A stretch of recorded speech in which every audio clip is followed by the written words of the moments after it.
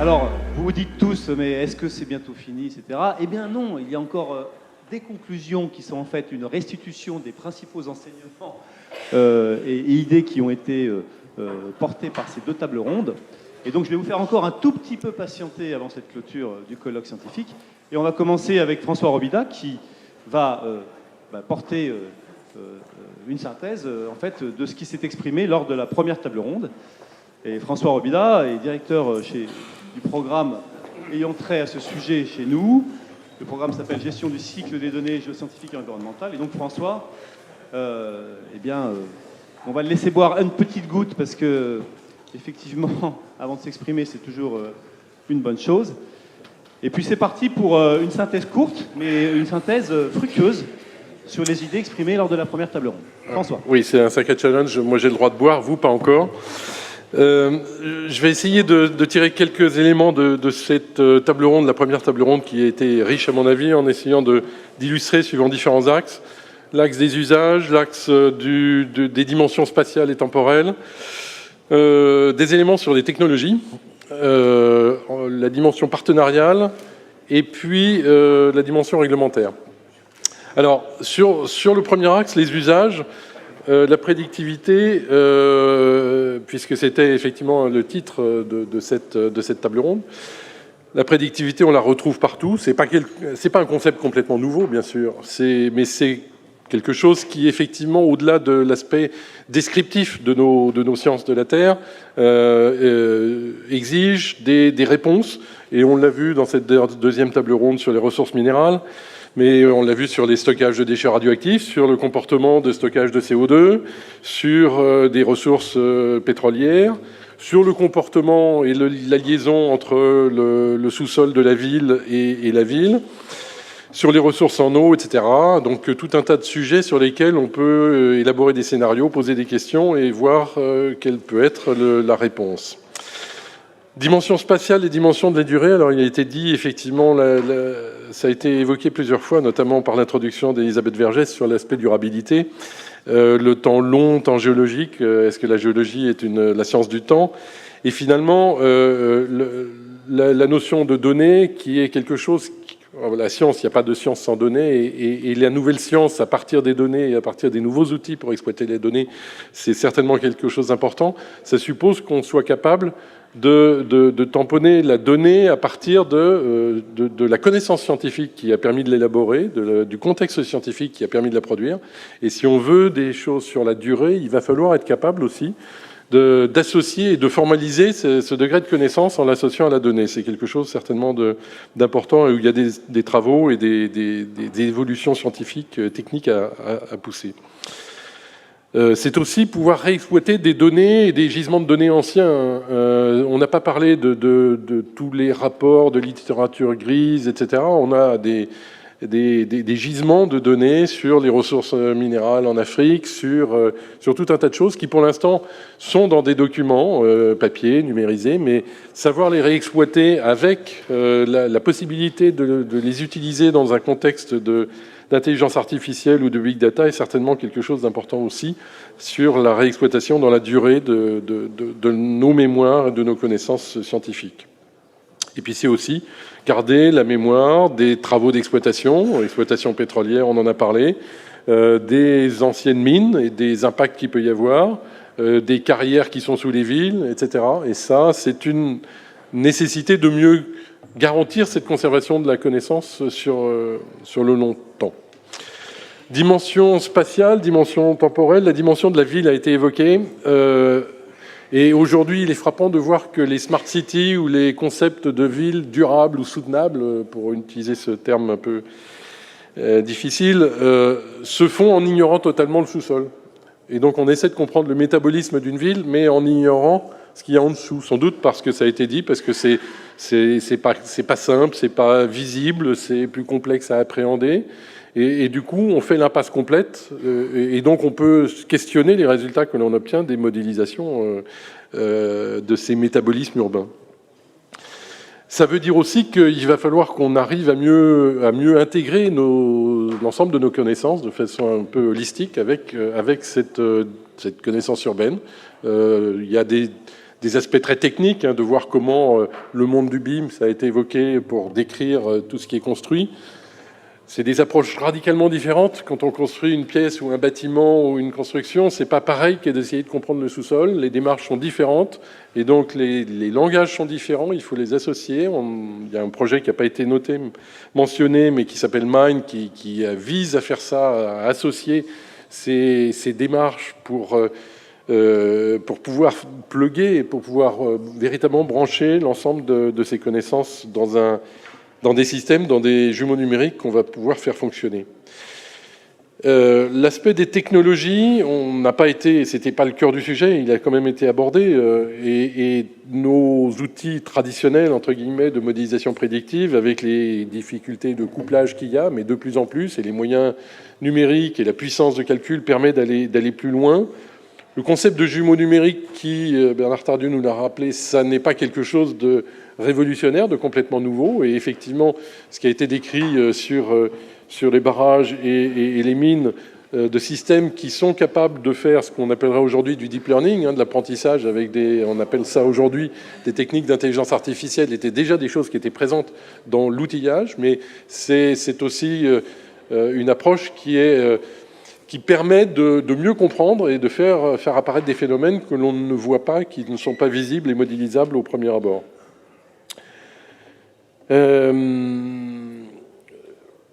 Dans l'exemple des Pays-Bas, cet aspect de jumeaux numériques qui était décrit comme une façon de représenter pour chaque commune, une obligation même pour chaque commune d'avoir son sous-sol représenté, c'est sans doute un terme plus sexy, le digital twin ou le jumeau numérique, que de parler de cadastre 3D, ce qui pourrait être quelque chose d'un peu une analogie entre ce que fait l'IGN et puis ce qui est question de faire en 3 dimensions, et donc peut-être plus vendeur entre guillemets aujourd'hui.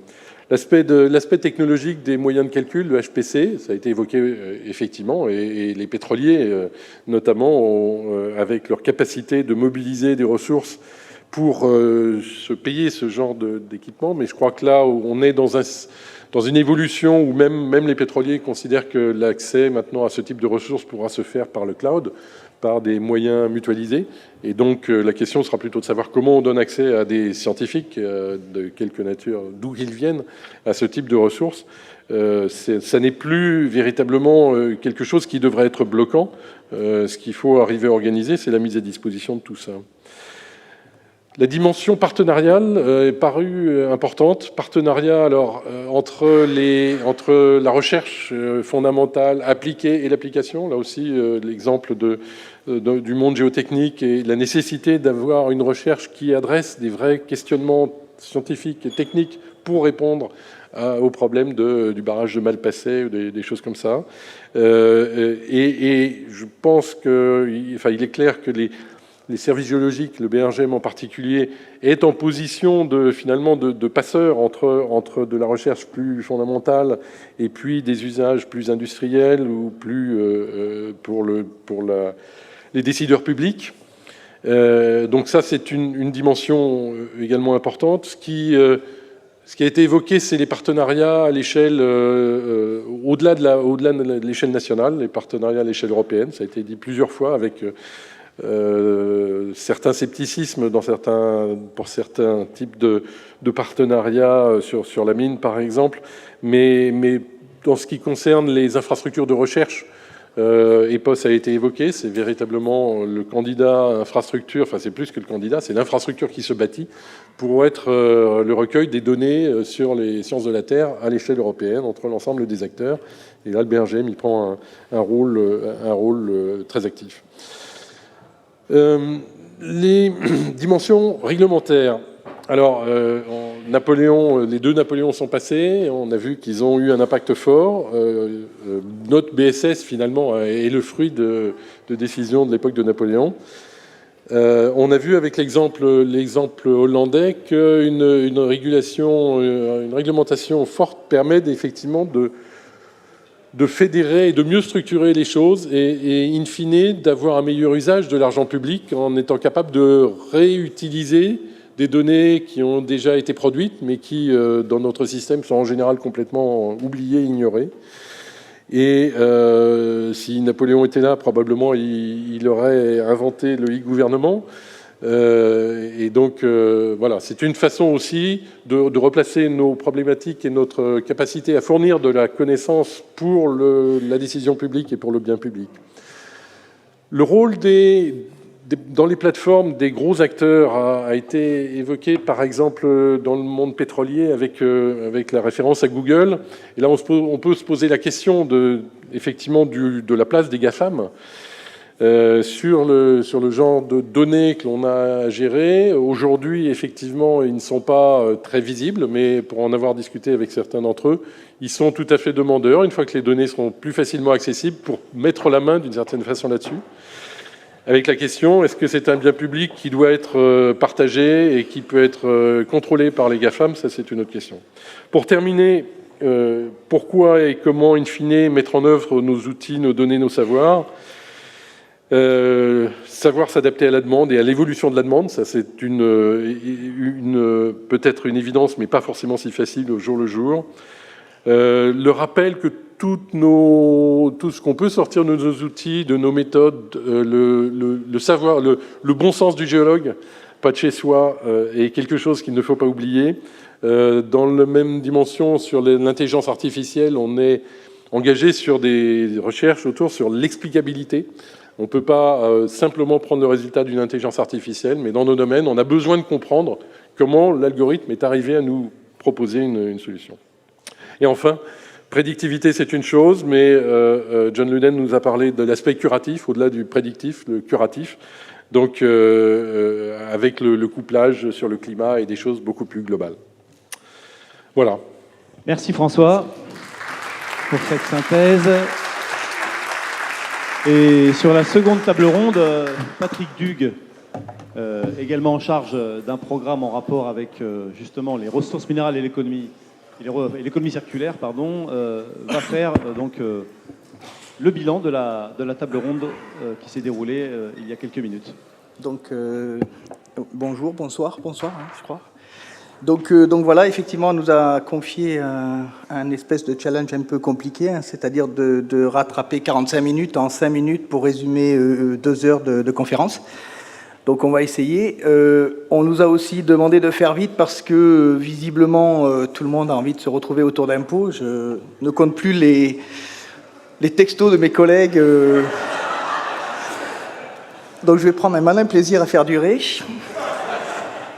Non, donc je m'excuse auprès des panélistes, mais c'est pas ma faute, c'est la pression de la foule. Il va falloir faire court.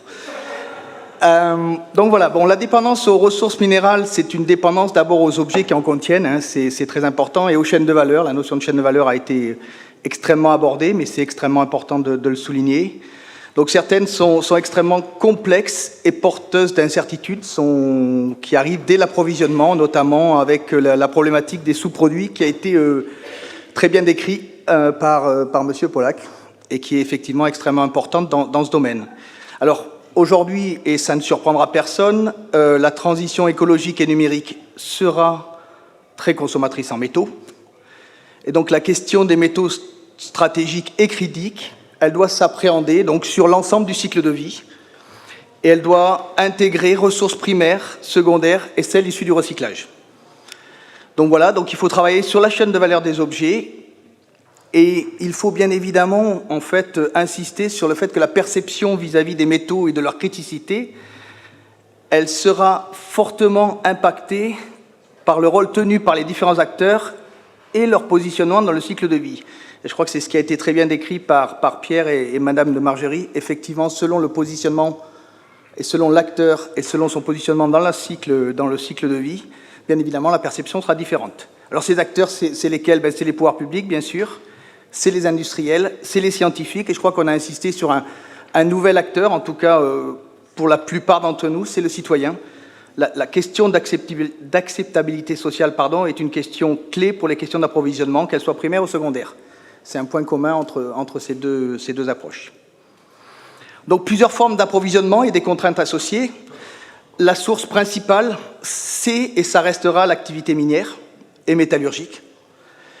Il faut assurer la découverte de nouveaux gisements, il faut sécuriser les filières de production, il faut qu'elles soient durables et responsables, Et pour ça, il faut le faire sincèrement, c'est-à-dire qu'il faut mettre des actions derrière ces mots qui sont parfois un petit peu dénués de sens. Il faut bien évidemment observer et anticiper l'évolution des chaînes de valeur et des marchés, qui sont porteuses de nombreuses incertitudes. Ça a été très bien présenté par M. Chalmin. Donc voilà. Alors, il y a une question, et je ne vais pas l'aborder parce que je n'ai pas la réponse, mais si cette activité extractive n'est pas faite sur notre territoire, et c'est le cas, il faudra accompagner et assumer sans doute les transferts d'impact associés à nos modes de vie. Et même souvent, les transferts d'activités industrielles qui dépassent l'activité minière et qui remontent les chaînes de valeur, et c'est très bien connu.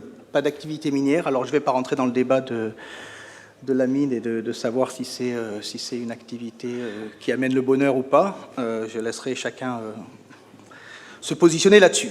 Donc voilà, donc ne pas produire en France, c'est évidemment une question politique, mais c'est aussi, je crois, et ça le deviendra de plus en plus, une question éthique.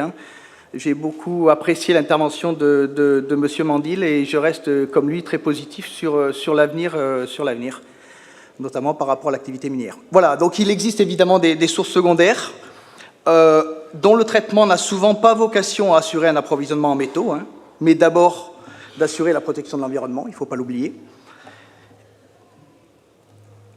Et j'ai bientôt fini en vous parlant... Ça s'appelle une chute, ça, dans un discours. Je vais peut-être en rajouter, finalement, j'y prends goût.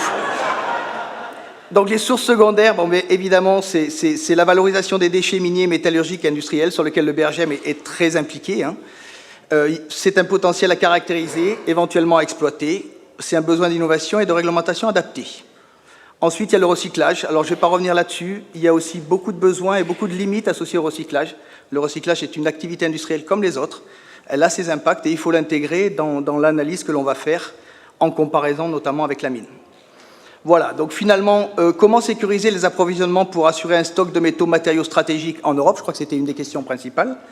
Et vous avez 30 secondes.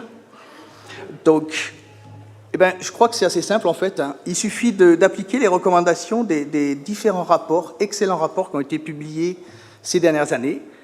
Il y a celui de l'ADEME sur la R&D sur les métaux stratégiques. Il y a le rapport de l'Académie des technologies. Il y a le rapport du CESE. Il y a les recommandations du COMES, et il y a enfin le récent rapport du CGE sur la vulnérabilité. Donc voilà, je ne vais pas les détailler, il suffit de lire ces rapports, et je crois que toutes les actions ou toutes les recommandations sont à l'intérieur. Je crois qu'il suffit maintenant de les appliquer. Voilà, alors à leur lecture, je me suis laissé dire que le BRGM pouvait y jouer un rôle, et notamment pour les 60 prochaines années. Et je vous remercie. Merci Patrick. Merci. Mes conclusions sont faites. Il reste un dernier moment dont la présidente va avoir l'honneur de faire, c'est celui de la clôture et en même temps de l'ouverture vers le cocktail dînatoire. Bien, donc à l'issue de cet après-midi, je crois que nous sommes tous convaincus que les enjeux du sous-sol au XXIe siècle sont particulièrement nombreux. Donc c'est une chance pour le BRGM, parce que s'il arrive à être aussi agile à l'avenir qu'il a été dans le passé, il sera encore là dans 10 ans, 20 ans, 30 ans. Alors j'ai confiance. Sur ces propos optimistes, je voudrais remercier tous les anciens du BRGM, quelle qu'ait été leur place dans l'établissement, de nous avoir permis d'être là ce soir. Souhaiter à nous-mêmes et à nos successeurs de faire la même chose. Je vous remercie pour votre présence. Je vous remercie pour votre attention soutenue et je souhaite encore un excellent anniversaire au BRGM. Merci beaucoup. Merci. Merci Mme Monceau. Et je vous invite tous à rejoindre maintenant le cocktail dînatoire, à part les anciens présidents et directeurs généraux qui vont avoir l'honneur de faire une petite photo de famille avant d'aller au cocktail.